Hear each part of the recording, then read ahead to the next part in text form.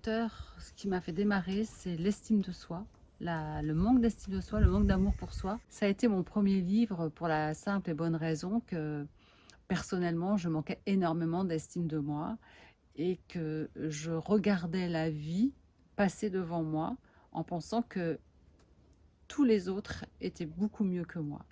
Et tant au niveau de physique que du mental, qu'au niveau des études, au niveau financier. Enfin, j'avais une dévalorisation de mon être.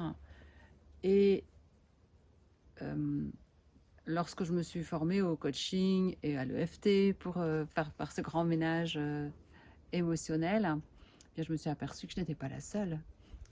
Et c'est pour ça que j'ai intitulé ce livre « Estime de moi », petites astuces pour des filles déjà parfaites, hein. Puisque oui, nous avons besoin de grandir en conscience, mais non, nous n'avons pas besoin de nous auto-flageller à ce point. L'EFT, donc cet outil de technique de libération émotionnelle, nous permet de grandes avancées dans notre... pour retrouver le calme à l'intérieur, pour aller aussi élargir nos horizons. C'est vraiment un outil très intéressant. Et puis, moi, j'aime beaucoup parler de la magie. J'ai ce côté magicienne qui admire la magie de la vie déjà. Et la loi d'attraction stipule effectivement qu'on a quand même une grande part de pouvoir sur ce que l'on veut matérialiser. Voilà. Mais on matérialise les choses à partir aussi, et on revient aux fondamentaux de l'estime de soi, de qui nous sommes et de qu'est-ce que nous voulons accomplir dans la vie. The sky outside slipped into the night gratefully. J'écris souvent en face de la mer. Face à la mer, j'ai une inspiration qui est décuplée. Je suis connectée à tellement vaste.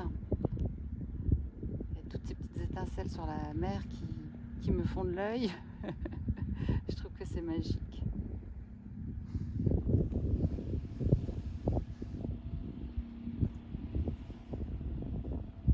Pour moi, la nature représente le merveilleux, puisque nous faisons partie d'un univers que j'appelle la création. L'âme, pour moi, c'est ma définition personnelle, elle représente notre nature originelle, une nature qui est propre à chacun, avec des appétences, des qualités, du génie, peut-être un chemin de vie tracé. Voilà, en tout cas, l'âme est cette petite voix qui nous accompagne et qui nous met en garde ou qui nous invite à prendre des chemins. Comme si elle connaissait notre chemin un petit peu, j'aime penser que mon âme est un guide personnel.